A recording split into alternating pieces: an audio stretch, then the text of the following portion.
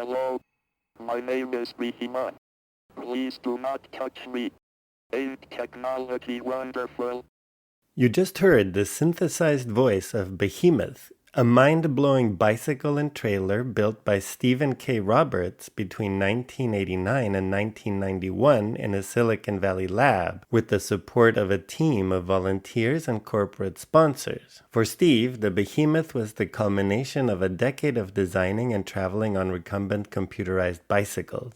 In a time before the internet and smartphones, Steve was one of the first people on the planet to be continuously networked and connected via various technologies, working and socializing quite literally on the road. In this episode of the Accidental Bicycle Tourist podcast, we will spend an hour with this self-proclaimed high-tech nomad, listening to a few of his countless adventures.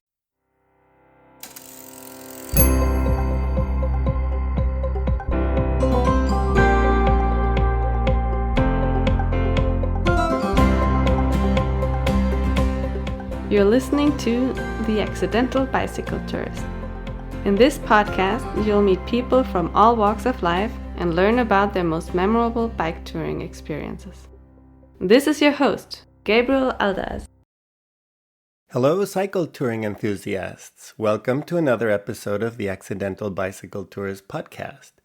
Today's guest, Steve Roberts, has been the subject of numerous magazine and newspaper articles, including a front-page feature on the Wall Street Journal. He's appeared on TV, most notably on the Phil Donahue Show, and given talks across the United States. These days, Steve keeps busy with his media digitizing business. Two of his computerized bicycles from the 1980s have been disassembled, but the third one, the BEHEMOTH, I got to see years ago in the Computer History Museum in Mountain View, California. Walking through the exhibits full of printed circuit boards and microprocessors and early computing machines, I made a surprising discovery. A bicycle and trailer from 1991 stuffed with electronics, knobs, antennas, and displays called the BEHEMOTH. The word behemoth means something of monstrous size, power, or appearance. According to the museum, the BEHEMOTH was the last and heaviest of three bicycles built by brilliant self-taught engineer Steve Roberts. BEHEMOTH weighs 580 pounds loaded, integrating 3 laptops and several wireless communication systems. Handlebar keys and a helmet-mounted display enabled typing while riding. Wow, I thought to myself, now that's a rig. As someone who is passionate about both engineering and bicycle touring, I am thrilled to get to talk today to the man behind the BEHEMOTH. Steve Roberts, thank you so much for being a guest on the Accidental Bicycle Tourist podcast. Thanks, Gabriel. It's great to be here. The BEHEMOTH, it seems, is the culmination of years of designing, building, and writing computerized bicycles that allowed you to write articles and even electronically send them while on the road. How did this all begin? Well, I lived in Ohio, and Ohio inspires long-distance travel, and here I am. Actually, I was doing the American dream. You know, I had a house in suburbia near Columbus and all the accoutrements of that. And, I'm sitting in the middle of this house in suburbia on an acre, and I had to mow and pay insurance and just all this stuff. And it just was driving me nuts. And it hit me one day that I'm doing things that I'm not enjoying very much anymore to pay for things I definitely don't want. This is crazy. And what kind of work were you doing? Yeah, I was freelance writing and designing computers and consulting and stuff and doing them as a business. Even my writing, which I'd always thought of as this passionate personal thing. I was doing consulting writing for clients as well as magazine work. I had just written a textbook and things like that. What kind of textbook? Oh, it's called Industrial Design with Microcomputers, and it's a book aimed at senior and graduate level students about designing industrial control systems with microprocessors. And this was back circa 1980, I think I wrote that. Actually, I'm just trying to scan it now with my textbook scanner to get it onto my server because I need a hobby. That was the origin of my signature quote that I've had all these years. Art without engineering is dreaming. Engineering without art is calculating. Very good. So I'm doing something I don't like to pay for something I don't want. How do we fix that? It sounds so retro-philosophical, but the first inkling I got of this idea was to just make a list of all my passions and combine them into a lifestyle and magically find a way to combine travel and adventure and bicycling and computing and romance and publishing and meeting interesting people and gizmology and computers and ham radio and all that stuff, and put it all together into something that I could do as a living, as a lifestyle. And that sort of thing didn't really exist then. And I had just had the experience of seeing somebody on a recumbent bicycle, which put this sort of vision in my head, because I knew on a regular bike I would just hurt myself and my hands would hurt, my butt and my neck would hurt. Anyway, I just didn't want to do that, right? It felt like it would be hard. But with the recumbent, all of a sudden, click, click, click. So then when you decided that suburbia was not for you, you were able to combine everything together in this really unique way, which was that you already had a lot of technical knowledge to put together this very unique bicycle. Just to be clear, I didn't design the recumbent. I saw somebody on an avatar. In fact, it was serial number 1. It was this old man, younger than I am now, riding out in the country in Ohio, and he let me ride it, which was amazing. And I absolutely fell in love with this thing. I'm sitting back, comfortable, I got a good view of the road ahead, hands resting at my sides. I went, that's it. I want to do that. I started designing one, and with a friend of mine built this thing called the Junker. And we basically learned that bike building is kind of an art form, and that if I was going to build a whole lifestyle around this thing and carry equipment, I should probably find a professional to do it. So there was this frame builder in Columbus named Jack Trumbull, and he had a business called Franklin Frames, and he was really known for his tandems, really beautiful stuff. With his skills in that department and my weird needs, this bike was born. Commercial recumbents that existed then were very few. The Avatar and the Tour Easy, I think, were the latter being high handlebar, if I remember. Yes, the Tour Easy had a high handlebar, yeah. But none of them were really robust enough for what I wanted. I didn't like the steering geometry, or they were just too fragile for what I expected to be many years of travel. And so the nice thing about having the tandem roots in this thing is that there's a crossover drive. So the pedals up forward have just a 1-to-1 chain going back to a chain ring under the seat. And then that's a crossover to the other side where you have a normal wide range derailleur. And the beauty of that is that you can then have an eccentric up forward and keep the chain tensioned, as it stretches and things like that, and have normal gearing without that big floppy chain that is just maddening on some recumbents, all the way from the pedals to the rear wheel. They're terrible. Mm-hmm. And so there was that. And then also we used triple stays in the back. So instead of just the usual 2 back to the rear axle, there were 3. So really strong. And 48 spoke undished wheel. And by being undished, we had such a strong structure compared to the normal bike wheel that was dished on one side but flat on the other. Undished being symmetrical. And in all those years, I never broke a spoke, which is kind of amazing. That's astonishing, really. We put a lot of work into just coming up with good human interface, 1/2 inch of positive trails. So the underseat steering was really well behaved and no wobble at speed. It was a good truck to start with. And we didn't go for being ultra light, but it was still 4130 chrome moly and done by somebody who actually knew what he was doing, which is where Jack came in. Probably I got further on that trip than I would have if I had picked a commercial one. Yeah, it sounds like it's a robust frame for sure. We should have marketed them, but then I would be a bike builder and grumpy, so. Yeah, I'm not sure about the market size either. No, that's true. At the same time, CompuServe was just down the street, so there was this brand new thing happening with, a central computer network that was forming this culture. And portable computers were just starting to happen with the Radio Shack Model 100, and the implications were obvious. For those listeners who may not have been around for it, can you tell what CompuServe is? Yeah, long before the internet, there were a small number of individual companies that offered network services. And so you would sign up to one of them, or after a while, multiple ones, because you would have friends on a different one and wanted to be able to do this new electronic mail with them. But basically, you would call a local number if you were in a city and have a text-based 300 or 1200 baud connection with forums and email and things like that.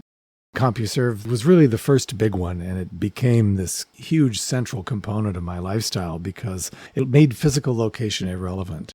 When I started thinking about staying connected while moving, and by staying connected, I mean being in touch with a base office and talking with publishers and doing things for clients and all this stuff, I obviously had to have something other than long distance phone calls. So being able to have a network connection, even what we now know is really primitively, was an essential component. That did enable you to be on the road. And then the basic setup that you needed, how did that come about?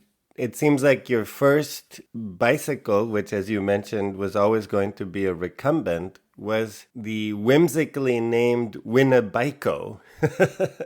So how did you put the Winnebiko together? The name Winnebiko didn't come along for a little while. I was in a campground down in Texas, and a guy pulled in next to me and unloaded a lawnmower and started mowing the grass around his campsite. And I think that's when I first realized it was a meeting of alien cultures. He was from Houston. He says, well, I just like to come up here to God's country and get away from it all. And I just thought that was so funny because I had done 5,000 miles on this bicycle and was camping in a little dome tent. And he was in the next campsite mowing the grass. And I thought, this is awesome. And let me guess, the brand of motorhome that he had was Winnebago. Yes. I saw that he had a Winnebago, and somehow I think that the wordplay occurred to me then, if I remember correctly. The name stuck. It wasn't really the branding I would have chosen deliberately for this thing. It was the bike. It was computing across America. I didn't really name it for a while. Tell me about the electronics that then you outfitted this first Winnebago. That first one was really simple. The integrated systems were really a small part of it. I had the little Model 100 laptop in the back, which people went nuts over that. Nobody had even seen one of those. There was a 5-watt solar panel on a ball and socket contraption up near the front of the bike to charge a 4-amp-hour NiCad battery, and that was my power source for basically everything. And a simple security system with a pager, motion sensor, and stuff like that. And let's say, oh God, there was a CB. It was culturally useless, but nice to have this extra communications pipe. And a lighting system. There was a 7-inch barricade flasher, one of those yellow flashers from the side of the road and behind the seat. And then a taillight and a headlight. And I soon put a headlight on my helmet too for various reasons. But that's it. Nothing really fancy. Oh, and a little electronic speed distance cadence thing. And back then, gosh, the only one I could find was this thing called the Push, and it was just horrible. And then finally the Cat Eye came out, and I switched to that like a year later. Anyway, the first version of the bike was not a lot of electronics. So the brains of it was the Model 100. So that's the old Radio Shack TRS 80 Model 100? Yep, it was actually built by Kyocera, and a beautiful little 4-pound computer, a 300 baud modem, and a 32K memory that you could work in. That was my whole workspace for writing articles and everything. And to clarify, a baud is a bit per second, so comparing 300 bits per second to today's high-speed internet of maybe 100 mbits or 100 million bits per second, you get an idea of the many orders of magnitude difference in transmission rate. And 32K. Yeah, again, instead of 32,000 bytes of memory, a laptop today could easily have 16 gigabytes of memory. So just insane. It's insane. Let's see. Oh, yeah. And the screen was 8 lines of 32 characters, I believe. So I wrote countless magazine articles on this thing, and I would have to get rid of something in order to write something else. And I used CompuServe for that. I had a file storage area there. So, all right, I'm going to get rid of the Byte magazine article now and do my monthly column for Online Today. And if I picture this man on a recumbent with solar panels and a computer and flashing lights, you must have drawn a lot of attention from people across the country. How did people on the street react when they saw you? That was one of the best parts. Gosh, comments on the road were just marvelous. I had a little pocket cassette recorder, and I tried to use it for dictating stories, but I was never very good at it. But it was great for listening to music and stuff.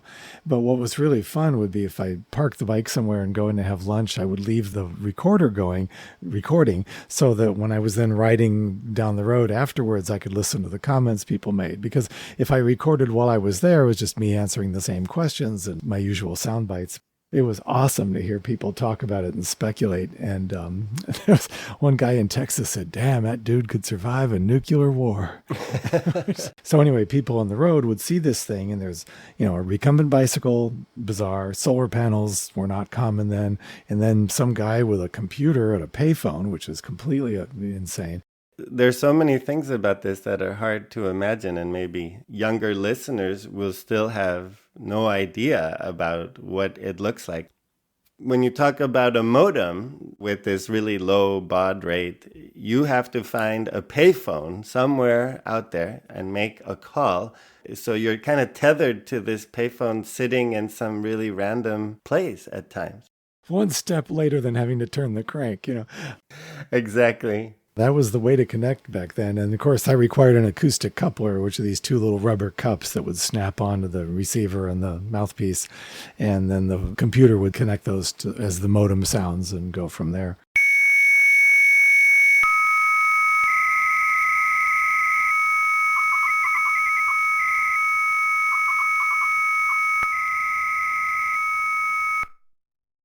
It was such a huge part of life back then. If we tried to do that now, God, I'd send you an image and, a week later you've got it. Everything was just text, even user interfaces and the things you logged into. Any logo was made out of ASCII characters, not pictures. And there was no sound, no multimedia, of course. So oddly slow communication like that, especially 1200. 300 was painful even then, but 1200 really just became the lingua franca for a long time. And it was plenty. Can't read much faster when you're looking at a little screen in the sunlight. So it's amazing how well we managed with that. Yeah. The morning of the first full day, I had the launch from CompuServe's parking lot in Columbus, and was camping out in Christiansburg, Ohio, the small town in western Ohio. And I came into town from the place where I camped, which was just miserable and really badly done. I had no idea what I was doing yet. And was hunkered down at a payphone to upload the first night story, to my secretary back in Ohio, who was anxiously waiting to hear if I was still alive. So I'm sitting there on the pavement with this Model 100, and the bike sitting there in the sun next to me, and this pickup truck pulled alongside, and this guy got out, and he's chewing tobacco, and he's got a Caterpillar tractor hat, and he's heading over to the M&M Cafe, and he saw me, and he stopped, and he walked over and looked the bike over and reached down and touched the chain and stuff and nodded here and there, and finally he spat tobacco juice and said, "Are you with NASA?" And of course I said, "Why, yes, sir. This here is a loony excursion module." Awesome. That set the tone for the whole trip. Yeah, I can imagine. I called myself the high-tech nomad. I coined that initially back in 83. And then the other terminology that came right from the beginning back in 83, a woman named Carol Gerber wrote an article about me in Online Today's magazine, part of CompuServe, called Steve Roberts Computing Across America. And that's what led to the book title and my name for the adventure for a while back there. I don't know if I'm going to use that now. It's not a very exciting turn of phrase, I'll probably be calling the book High Tech Nomad. And here you're talking about your planned re-release of Computing Across America in digital format. Right. So it ended up having an effect that I didn't really anticipate, which was that I became this kind of agent of future shock. And people would call their local media. I'd have TV crews waiting for me when I pulled into town because somebody called and let them know there was this crazy bike. And, so it had this interesting effect of opening a lot of doors that way and giving me a voice, which I really didn't expect except as a writer. So that was pretty fun. And then eventually, that started leading to sponsors, and I started finding it easier to get pieces of equipment for later versions. And, that all became this symbiosis as a result of looking weird. You definitely made a splash on your first ride with the Winnebiko, and then with the media attention and maybe some of the sponsorship and so forth, you started dreaming up of a second bike, the aptly named Winnebiko II. I hadn't really planned on that. So when I got to California, I landed in San Clemente. I had a book contract by then to write Computing Across America. So I spent many, many months doing that. And that's a long story. But anyway, I then rode up the coast, which was gorgeous, and was in Silicon Valley for a while and hanging out with friends. And, just I had arrived, I'm with all my Uber geeks and just having a wonderful time. There was some logic to my having to go back to Ohio, and I forget what the motive was, but I think I still had stuff there, or my base office was there, or something caused that. And then I was sort of slowly running out of money, and I thought, okay, fine, I'll crank up the freelancing business again. And I was doing that, and one of my subjects got excited about all the stuff I'd done, and he hired me on the spot. I went, okay, fine, I'll be an employee. So for a few months, I was actually an employee in Ohio after that first trip. And I wasn't cut out for it. I'm a terrible employee. And, I don't like getting up that early. And there's lots of reasons. I'm supposed to be writing code for interactive video disc stuff, and I'm drawing pictures of recumbent bicycles and these interesting user interface concepts. And I thought, screw it, I'm going to do another trip. And I quit that day, and they just couldn't believe it because it was a new company and nobody had ever quit. Well, they probably remembered you, worst hire we ever made. Right. It was he was awful. Then I spent about the next 6 months building the Winnebiko II. The console was wonderful, and the biggest huge thing on it in terms of actual useful innovations goes back to a day in West Texas on the first trip, and I was riding along, and a story, I forget what, was writing itself in my head, and I was thinking, God, this is horrible. I'm not going to remember this, and by the time I'm somewhere tonight, I'm not going to sit down and write, and it's gone. It's just off in the breeze, as it writes itself in my head. I wish I could write while writing. And I had tried the dictation, which never was very good for me. And I thought, well, heck, this is stupid. I play a flute. I use 9 fingers to play the flute, and that gives me 3 octaves. There's only 26 letters, and, let's just write in ASCII. So I started designing this handlebar keyboard. I didn't stop and design a system on the bike while I was cross country. But when I was starting on the Winnebiko II, that was a key component in the whole thing. So I built a keyboard in the handlebars, 4 buttons on each side. And there was no fancy coding. 3 strong fingers on the right hand and 2 on the left was the low 5 bits of the ASCII character. And then that went through a little bicycle control processor, a 60HC11, so I could generate text that then pretended to be the keyboard of a Model 100, which was by now built into the console. So that meant that I could ride the bike and write articles just by squeezing these character combinations, which of course was also clumsily slow because it's not like regular typing. So I put in a system that let me create a macro library. So things like TYVM would automatically become thank you very much and stuff like that. So I got pretty quick at it after a few months. And there was a lot of other stuff in that version, but that was one of the really key design goals. Here we should say that ASCII, ASCII, is an acronym for something. But the important part is that it's a representation of the letters of the alphabet, the numbers, and some special characters. So by inputting a combination of zeros and ones, you can represent the letter A, for example. Yes. Upper and lower case, all the numbers, special characters, periods, all that stuff. Those all became really intuitive. And then I had a little code chart in my map case if I, for some reason, needed to do something weird, like percents or something. But then you had to remember hundreds of characters. It wasn't painful at all. The learning curve was easy, but the downside was that really, really common letters, like, the most common ones, ETAOINSHRDLU in that order, those were not necessarily the easiest finger combinations. And so it was hobbled by being a little clumsy that way. But the upside was that it was easy to learn, and I just got used to it. So now I could write and do packet data communications, which is like primitive texting. I can make notes to myself, chats with somebody by the side of the road and write down their phone number, all while just sitting there with my hands on the handlebars. And So I'm trying to picture you. Basically, you have your hands on the handlebars and then you're doing some flute-like squeezing motions and sending it. And then in front of you, being a recumbent, it's common to have this kind of windshield. And then in that space, you have a display and knobs. I believe I'm the first person to have the distinction of texting while riding one day in Silicon Valley. So A dubious honor. I'm not sure that's a good claim to fame, but there it is. Yeah. Yeah, so that's pretty cool. And I wouldn't really use it to do detail editing and stuff because I didn't want to be squinting at the screen, trying to pay attention to the cursor and all that stuff. But for just text capture, it was great. And the nice thing is having things like the packet radio and things like that, I suddenly started having communications while mobile. And it's so hard to express just how incredible this was back then, because suddenly not only could I be anywhere and still be connected, now I could actually be moving and still be connected. And we take that so much for granted now. I mean, this phone I'm holding in my hand, I just would have considered better than the best science fiction, you know?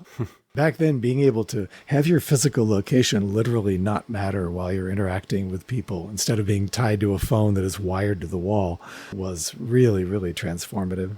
Yeah, and you seem to have developed a network of people through CompuServe that if you were in their vicinity, they were happy to host you. Yeah, I had some of the early touring cyclist resources. There was a guy named Mosley who had a touring cyclist hospitality list that he published every year, I think. Yeah, the Touring Cyclist Hospitality Directory eventually became Warm Showers. And there was Bike Centennial and a few other hosteling, of course, you know, but so I had folders in my pack, you know, literally paper file folders with those kind of things, and my little hospitality binder. Now there was this sort of new world of my community. Culturally back then, the net was so unlike now in that if you were online, you had to get through so many learning curves and barriers to just be online. I mean, you had to have a computer, which was a pretty big thing. And then you had to recognize that a modem is where computers actually start to get really interesting. You're willing to pay a monthly service fee to be on the system, all these filters. So for the most part, people who were online were people, if they invited me to come stay with them, I go, great, awesome, what's your address? I'm not sure I would do that now as readily, but back then it was like having this global fraternity. Like you said, CompuServe had developed and had gotten enough of a name that even though it's a small community by today's standards, for a touring cyclist, it is a massive resource with even a subset of people who might be interested in what you're doing. It's still a lot of people to look up when you're in the neighborhood. I had over 2,000 invitations by the end of it all. And that's all the old database contacts and the people who had sent notes. Just basically everybody was in that range. That was such a resource. I could literally play connect the dots while traveling. And then, as I'm sure you know from bicycle touring, this other thing starts to happen where you start linking networks together. So you stay with somebody in, Richmond, Virginia or something, and they connect you with their friend or their sister who's in college or whatever. So, 500 miles down the road, you call up this other person and say, hey, I got to know your brother, what are you doing? And you just ended up with these links, sometimes 3 or 4 layers deep, building these little friend circles and stuff. It was certainly the most social period of my life, and network was a lot of it, but not all of it. You talked about communications. Did you also have a ham radio set up on the Winnebiko II? Definitely. The CB was never something I took very seriously. That got me out of trouble a couple times, like when I was out of water in Utah and stuff like that. It was a lifesaver. But culturally, I really wanted something to build yet another one of those networks. And ham radio, long before the networks, was that. Being able to pull into town and get on repeaters, and then packet radio had just come out, so I could basically do email and get on little bulletin board type systems and things like that. Based on your penchant for making funny names, I'm a little worried to ask, but what was your call sign? Oh, N4RVE. I never did get a vanity call, and of course I had to do a backronym, Nomad, for recumbent vehicle escapades or something, but that's not why I have it. It's just, and it's kind of cool because it looks like Nerve, but it was really randomly assigned by the FCC, sadly. I did want N0MAD, but it was taken. And I also like W1RED, which was tempting, but it was also taken. Okay. So you at least gave it some thought. I did. OCQ. This is N4RVE, November 4, Romeo, Victor Echo, Bicycle Mobile in Kentucky, calling CQ and standing by. The ham radio has always been a big part of it. It's one of those things I do cyclically in my life, no pun intended. But I have a small rig here in my current lab, but I'm not very active, really. Oh, I was going to say, you're still reachable by ham radio. Yes, not just like reaching out and pinging me or anything quite like that, but, I do weekly nets. And then pretty soon I started carrying HF, and which I'd be camped somewhere and throw a dipole up in the trees and with Morse code talk around the world. And so I was just acutely conscious of being connected all the time with all these different pathways.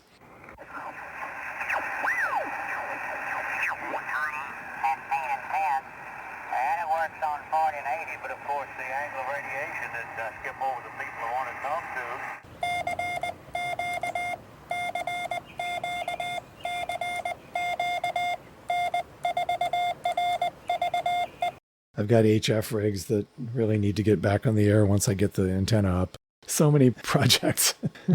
Very good. Anything else about the Winnebiko II or people that you met on the road with the Winnebiko II? Yeah, there was a couple of other things there. First of all, the console had all those capabilities and such, but there was also a lot more going on. There was way more solar panels to it, 2 20-watt panels now. But there was also a really big personal difference, and that is that I met a woman named Maggie at a jazz club in Ohio one night while I was working on the bike. We hit it off, and a few days later I asked if she wanted to go for a bike ride, and she said, "Oh, sure, that sounds fun." I said, "Great, so sell your car, quit your job, trash your lifestyle, and get a recumbent bicycle, and we'll leave in August." And that's basically what happens. Personally, this was really relevant because on my first trip, one of the things I wrote about, freedom and security and all the beginnings when you're traveling, all that on-the-road romance, which always has these beginnings and endings, and that created a real longing for something that was more substantial and the other end of that spectrum, right? And so the second trip was that, and it was wonderful to have both of those experiences on the road. So she and I did 6,000 miles together on both coasts of the U.S., and basically went from Seattle down to Silicon Valley and trucked them back to Ohio to put out fires in Ohio, and then took off from there up through Northeast New York and edges New England and down the East Coast to Florida. So I was up to 16,000, but our trip on the Winnebiko II was 6,000. And then I guess at some point Maggie decided she wanted to settle down. Well, you know how life is. We moved in different directions. I started on the BEHEMOTH project, which turned into just way more than it should have. It was about a 3-year project with Sun Microsystems giving me lab space in Silicon Valley. It was a major lifestyle investment to build this thing, and we just did different things. So to nobody's anyway, sorry, no details necessary, but we're still friends. And then BEHEMOTH, well, that's jumping to the next chapter. I had to have the ultimate geek extravaganza at that point, because by the time I was done with the Winnebiko II trip on both coasts, I was really aware of all the things I wanted it to do more. That console had all these hardwired switches and LEDs and things, which meant if I wanted to change something, I was editing with a soldering iron, and I started thinking it would be really nice to have everything be software controlled. And so that launched me down what turned into a really big undertaking. And that's the one you saw in the museum. Exactly. And BEHEMOTH is always written in capital letters, so I'm not sure, am I supposed to just shout out BEHEMOTH anytime I say it? Well, it's also an acronym. By now I was being more deliberate about the namespace, so it stands for Big Electronic Human Energized Machine, only too heavy. How heavy was it? Well, fully loaded with all of my stuff, with the trailer packed to the rafters, it was right at 580 pounds. Right, that's 263 kilos. That's the weight that was given in the description. Is that how much you had to pedal around? Well, I have a profound new respect for gravity. It led to some added technology that was designed to compensate for the weight of all the technology. One of those things was, remember that crossover drive I mentioned? On BEHEMOTH, instead of being a 1-to-1 crossover chain on the left, there was a 5-speed derailleur on the rear end of that. So single gear up front, 5 speeds on the left of the back, and then 3 on the right on the crossover, and then 7 on the rear wheel. So 5x3x7 matrix, or 105 speeds. The grinding gear was 7.9 inches, and the tall gear was 122. On the podcast, I often say, when in doubt, get more gears, but this is absolutely ridiculous. Well, some combinations are nonsensical. You know, like every bike has nonsense combinations. Well, mine has even more. The good thing about it is that I could get an impedance match for anything I wanted to do. But anyway, the gearing system was effective. The other great tool for handling all that weight was the pneumatically deployed landing gear. It was 2 arms that would swing down with little 4-bar linkage with a pneumatic cylinder, and then a couple of little suspension arms with the bungees kind of stolen from the old Piper Cub design. And so I could push a button and those would swing down and lock, and then I could go infinitely slowly up a hill, which, turned out to be useful. Also good for track stands. After a while, I started understanding the shape of the road that I was on, so not only knowing what ratio exactly I needed right now, but what's coming next that won't be a hard shift. And so I would choose one of the paths through that network to fit that, and mostly got good at it, except every now and then I really screwed up. I got stuck on a little tiny short hill once. What happened? So imagine you've got this thing that has super low gears and a disc brake and some other brakes, but the key being the disc screwed onto the rear wheel hub. And then these landing gears. I was going up a hill in Wisconsin, and it's not huge mountainous country, but there's little hills here and there. And this was one of those, and it was super steep, and I kind of got stuck. So the problem was it was gravel. If it had been pavement, I could just crawl up the thing. And I had been doing that. In fact, just as an open paren for a second, I had a heat exchanger in my helmet and a little peristaltic pump behind the seat, and it was really hot, and I could reach back and give that little pump little turns. And there was a 7-liter tank of water with crushed ice in it that I kept in an insulated space behind the seat, and it would circulate that ice water through my helmet liner, so it would reduce the body derating from sweating too hard. So I'm doing all this, and I'm going up this hill and giving myself little bits of cold water, and then I got to this gravel section, and I lost traction. I just stopped, and every time I'd push the pedals, the wheel would just spin because it was loose, fresh gravel. And so now I'm literally stuck, and I'm sitting there, I've got the brakes squeezed hard. My knuckles are white. I'm holding them so tight because I don't want to go backwards. I can't go forward. I can't go back. I can't go left or right. I'm kind of looking up, hoping for a helicopter. And then all of a sudden, without warning, the disc brake from hell just unscrewed from my rear wheel hub. It was a Philwood disc, and I hadn't put it on with Loctite, or I didn't think about having to stop myself from going backwards. All of a sudden, without any warning, I just started careening downhill backwards. And obviously that didn't last very long. That was probably 10 feet or something, because the trailer jackknifed and I was down. Oh, no. I'm still tied into the clip pedals. I can't get out of those things. And my left leg was being pinned to the ground by the corner of the console. And this thing's heavy. And now I'm trapped under my bicycle on this gravel road. And I look up at the console, which is laying on the ground. And there's this little red LED going, okay. It's like, what do you know? It's just like, no, it's not okay. So I'm just lying there trapped under my bicycle, which is a weird turn of phrase. I hear this big motor, and a guy comes by in a motorcycle, and he's stopped. He goes, "Excuse me." And I say, "Yes." He goes, "What is that?" And I said, "Well, tell you what, you get it off of me and I'll tell you about it." So we ended up sharing a campsite and everything and had a wonderful evening, but it was an uncomfortable moment. You ever go into a bike shop with BEHEMOTH? They just look at you like, "Oh, we wouldn't have any parts for that." So BEHEMOTH wasn't entirely practical. It was a lot of fun. It was definitely a technological tour de force. But if I was going to really tour and could magically go back in time, I would probably use the Winnebiko II with a smartphone. Yeah, it seemed like the Winnebiko II was maybe the optimal combination of mobility, weight, And yeah, maybe with upgraded communications, but Yeah. the Behemoth was, It was too hard. yeah. Oh, it just had some really, really cool technical systems. It was the first mobile, fully qualified IP network node. It could do PPP via cellular over telebit cell blazers. And I had email via satellite directly to the Qualcomm Omnitrax hub through the GTE G-Star satellite at 165 bits per second. And my Mac in the console could do a pop in SMTP through this thing. So I would always have email transport happening. And with the Macintosh on the console, in addition to the handlebar keyboard, there was a head mouse. The ultrasonic sensors on my helmet would detect my head movement from a little 40 kilohertz field in the console. And as I moved my head around, it looked like the cursor was just tied to the end of my nose with an invisible stick. And so I could type and use the mouse all while pedaling. And there was a heads-up display in the helmet for another computer that I used for note-taking and things. It was a 720 by 280 thing that floated in space, and a lot more. Motion sensing security system and GPS, which was brand new tech then. So the security system could, if the worst happened and the bike was being moved without the right password, it could dial 911 on the bike's cellular phone and use the speech synthesizer to say, "Hello, I'm a bicycle. I'm being stolen. My coordinates are." And that doesn't even sound funny now, but back then it was insane.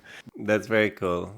Can you tell a little bit about what it took to get this together? It's an impressive list of technology. You said that you were in Silicon Valley developing it, which seems like absolutely the perfect place to develop something like this. So I landed in Santa Cruz on the Winnebiko II, and that's where the project started, desperately trying to find lab space for a project like this. And then Borland International gave me lab space for a while, which was really fun up in Scotts Valley. I ended up at a conference, met a couple of the founders of Sun Microsystems. I told them that I always wanted to ride a Unix cycle. A Unix cycle. That terrible joke is what got the Behemoth off the ground. I guess they liked that, so they made me a consultant. And I had a lab in Mountain View in the campus there for about a year and a half. And that's where the bulk of the Behemoth development took place. And that was the bike lab. You must have gotten help from a lot of interested volunteers. I really did. That was the best part. It was kind of like conducting an orchestra comprised entirely of virtuosi. I got so many amazing volunteers. I mean, just these brilliant people who were the best at what they did, and all of them were my teachers. I just ended up diving into all these technologies thanks to them. Whether it's hydraulics or fabrication or circuit board design or fourth software design or whatever. I could make a list as long as my arm.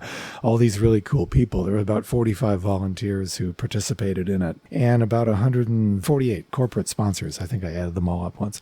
But the important thing there is that none of them gave me money. I didn't want to make the mistake of having a title sponsor who paid me cash to fly their flag, because then nobody would ever believe anything I said ever again.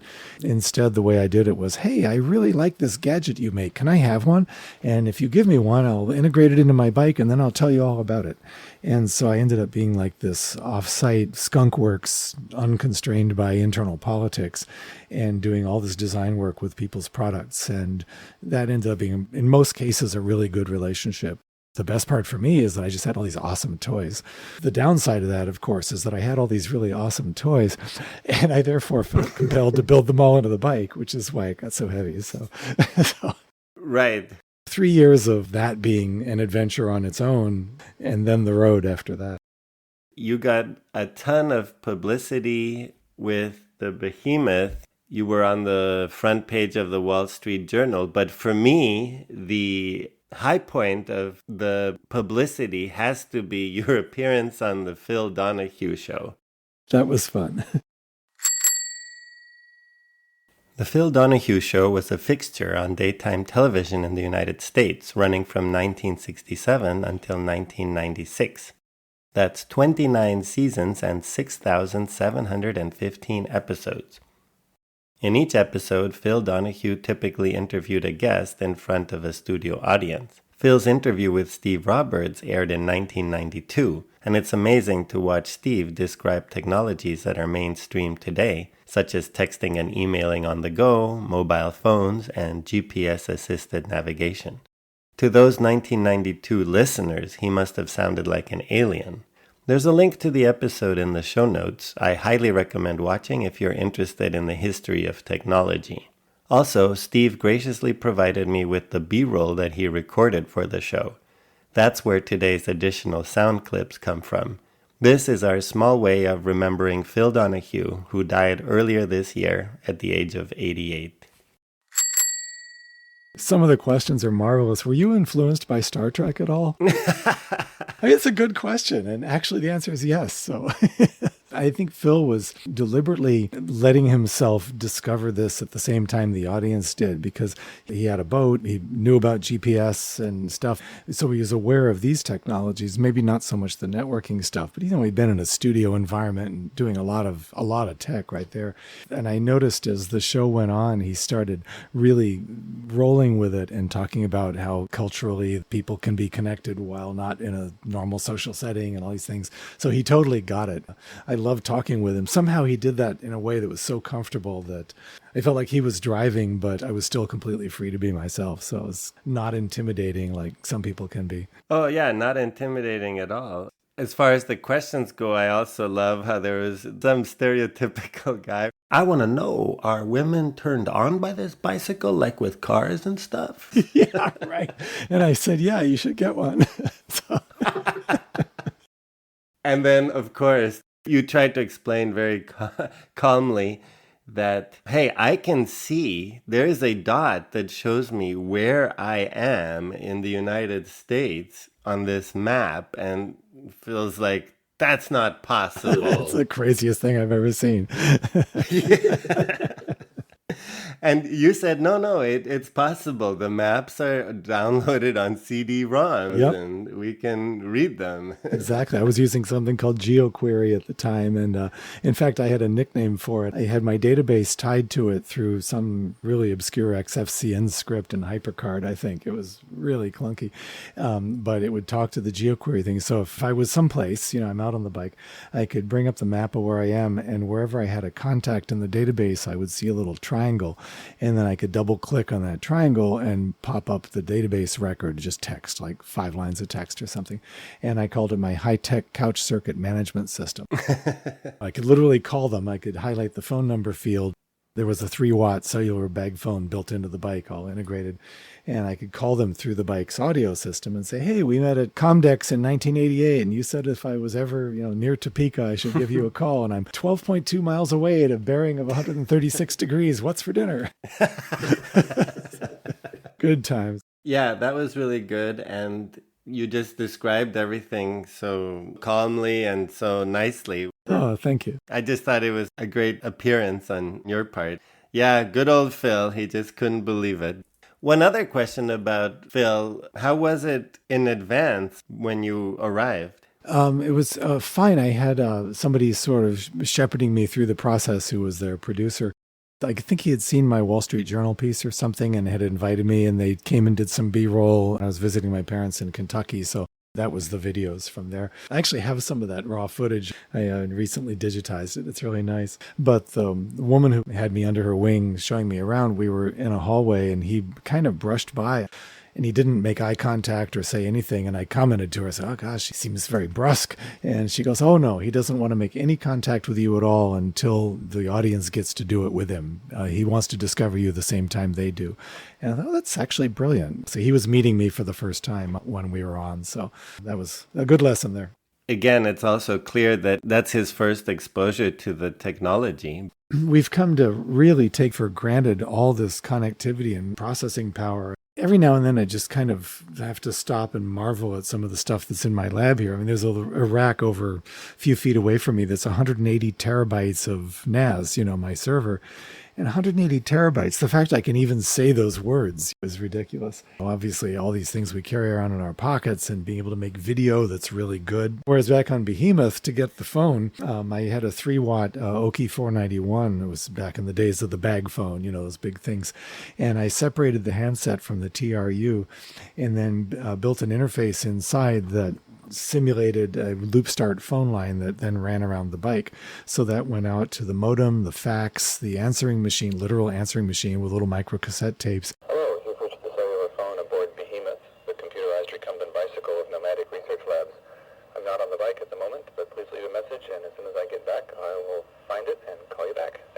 and a credit card verifier that allowed me to take orders on the road if somebody wanted to subscribe to the Nomadness Journal. And they say, oh, too bad, I'd love to get it, but I don't have any cash. And I'll say, oh, that's okay, I have plastic. And they wouldn't believe me because it just sounded so outlandish. So, well, give me your credit card, I'll show you. And people would give me their credit card just to do a demo. So I had a lot of subscribers to that. Being able to do that all via cellular phone was just insane back then.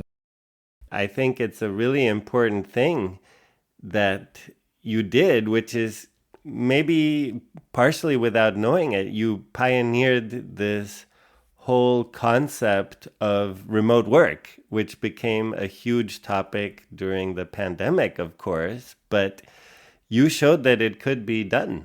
Isn't that funny? That wasn't what I set out to do, and it certainly would have happened eventually anyway, obviously. But yeah, I think I don't know of anybody else who was using these tools while mobile that far back. No, the technological barriers to entry at that time were just way too high. So it took somebody with your skill set to do that. And the fact that you did it while bicycling instead of, in theory, you could have done it from a real Winnebago, then that makes it even cooler. Oh, thanks. It was fun. The nice thing about it, I think, for me personally, is that it was just endlessly motivating. I think I would have burned out using any other method. That does bring us, though, to the final chapter. After so many miles on the road and so much productivity on the road, articles written, media appearances, tours, I guess you did decide that it was time to stop pedaling. And what process went through your mind when you got off the road? Well, I joke that I just got overloaded. I was learning Japanese at the time. Imagine. I was learning Japanese and I bought some books in Lansing, Michigan and couldn't fit them into the BEHEMOTH trailer. And I went, all right, that's it. That's obviously not the real reason. But I think I just realized, I've been here before. I've been doing this for a long time. I haven't died yet, miraculously. And I'm going to if I keep this up. And it's also really hard. So I had a speaking gig coming up somewhere. And I thought, I should just buy a mobile lab or buy a trailer and turn it into a mobile lab. Then I can park it here and there and go on smaller trips or go on trips where I want to or whatever. The plan was unclear, but it was clearly time to do something different. So I did. What that turned into in practice was like a year of just being on the speaking circuit. And then I started schmoozing, looking for a lab, because somewhere in there, when I was bicycling up the coast of Wisconsin, I started to fantasize about water and kayaking and little multi-hulls and things like that. And I won't go into the whole microship story, but that was the next project. And basically the next 10 years was doing this sort of thing, but on an amphibian pedal solar sail micro trimaran. So it took a few false starts to get there with different kinds of hulls that didn't work out and so on. But I finally ended up building this little boat that I could pedal at about 4 knots and sail at whatever, depending on the wind. I've been over 10 a couple of times. And sailing is like the only thing where you get excited about 10 miles an hour. And also electric thruster with solar panels and things. So, and with deployable landing gear, some things never change. So that was about the next decade, and that was done around 2001. Well, you didn't get stuck on any hills, at least. No, there's none on water, and transient ones, waves. But it comes with its own interesting challenge. The problem is that water corrodes, but salt water corrodes absolutely. Yeah, good to keep in mind. There's a lot of advantages, but that's one disadvantage to being on water. Although I've been living on a boat for years now and stuff, although I haven't been cruising lately and I miss it and, life choices and getting stuck and all that stuff. I still live aboard a boat and I commute, which is not very efficient. But I had the lab on the boat for a while and it was just too much. And I was getting really cramped in there, even with a 50-foot boat. I went through a couple spaces in town where I live here. And now I have this, at least I've got a nod to mobility still, although it's not that mobile, but it's a 48-foot cargo trailer designed for race car hauling. That's where I'm sitting right now. And it's a time machine. It's full of media digitizing equipment from one end to the other. And I do people's old home movies, and I'm doing oral histories from a nearby island, and just about every flavor of video and audio tape and reels and slides and negatives and other stuff. So it's turned into an accidental business, I guess. You went from the accidental bicycle tours to the accidental digitizing business. Right. Well, my dad died and I got his own whole movies and I started digging into it and thought, this is insane. I don't know where to send these things. I just, go into this rabbit hole online and hear horror stories of places that send them offshore for cheap labor, or there's ones that are awful, but there's also ones that are really good. But how do you know? And, I thought, okay, fine. I'll just put together a system to do it myself. And, then I'll eBay all that and get on with my life. Except that last little bit didn't happen. Yes, sadly, and this is a bit ironic because you're currently in the business of digitizing media, the book that you wrote way back in the day is not available digitally. Oh, God, it was a publishing industry horror story. I mean, with editorial musical chairs and, another publisher and fraud and just, it was all this stuff. And so I have this wonderful book that I've got a copy in my hand right here. And people are always asking for it. And I say, well, maybe there's a used one on Amazon. I don't know. I don't get any nickels for that. So it's crazy. I've got to get this thing back out, especially with, obvious history. We'll definitely later on let people know that it's available and how they can read it and or listen to it, as it were. People don't read like they used to anyway. And, I'm holding up my hand here to indicate guilty as charged. I've got all this equipment, including teleprompter and Stream Deck and ATEM Mini and all this stuff. I have an entire production studio. So maybe I should just read the damn thing chapter by chapter and drop in sound effects and pictures and just tell the story. And scope it however I want and let YouTube be the delivery vehicle. And then maybe when it's all done, hit print also. That's an interesting idea. I don't know how good it is. I don't know how much people want to listen to somebody reading stories with static images and then more and more video clips over time. I think it will be good. At least I know I have a fan base who would like it, but whether that's big enough, I have no idea. I'm not personally much of a consumer of audiobooks and things, so it's hard for me to make something in a medium that I don't really consume. Anything else from this wild time with the bikes that we've left out? More of an abstract comment, actually. I lived in Columbus for 4 years before I started this trip, and I look back now at those 4 years, and it feels like it just was a blip in my life. There's so few details in my memory that I could tell the whole story in a few pages of text and consider it pretty detailed. And then I go from that to doing this bike trip for maybe the same basic amount of time actually on the road, not building things. And it's like a huge percentage of my life. I'm fascinated by that sort of subjective life extension, because when you have lots of waypoints and adventures and changes and people and beginnings and all this stuff, you have all these memories, so it stretches out.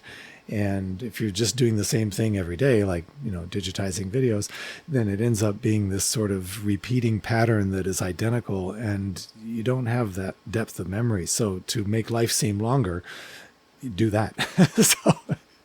And it works. I mean, it really works. Looking back while it was happening, it felt like it was just flying by because so much was going on. But in retrospect, it's certainly the richest thing I can imagine having done. Yeah, and you were operating in so many domains and at the intersection of so many different up-and-coming technologies. You were at the right time, at the right place, you could say, because I think even a few years earlier, it simply would not have been possible, even if you had that idea. Right. You can't get much lower than a couple of hundred baud, because then you're not transmitting anything at all. I probably would have still enjoyed a bicycle trip, but it would have been a bicycle trip. And it's just such an interesting coincidence that the BEHEMOTH was built mostly on the Sun Microsystems campus in Mountain View, which is really only a very short distance from the Computer History Museum where the BEHEMOTH is today. That's right. Is that the old SGI campus? Yeah. Yeah, that's so cool. Yeah, I love that place. I haven't been there in 9 years or something, but I'm so happy to have the bike there. It just belongs. And I always get these interesting comments from people who saw it and hearing stories and meeting you. It's just for a few years, BEHEMOTH was just sitting in the lab, becoming a really bad shelf and also being the lab stereo, which, there's better ways to do that. And every now and then I'd load it up in a mothership, big mobile cargo trailer, and take it on a speaking tour and do that kind of thing. But it's not a great ending for this bike after all those years. Having it go to the museum, I'm just really delighted. And after I'm long gone, it'll be there, which makes me happy.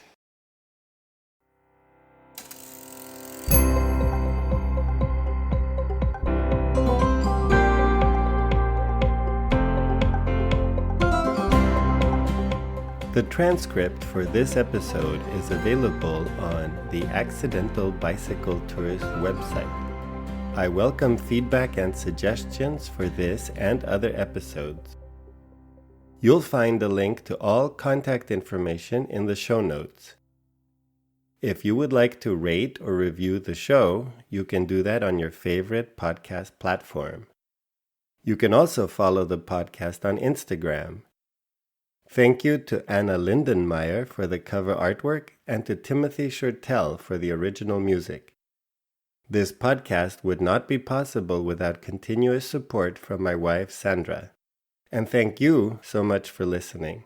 I hope the episode will inspire you to get out and see where the road leads you. Oh, there it is. I made a red light. Okay. Now I can stop fiddling with it. You know me. I don't understand all this technical stuff.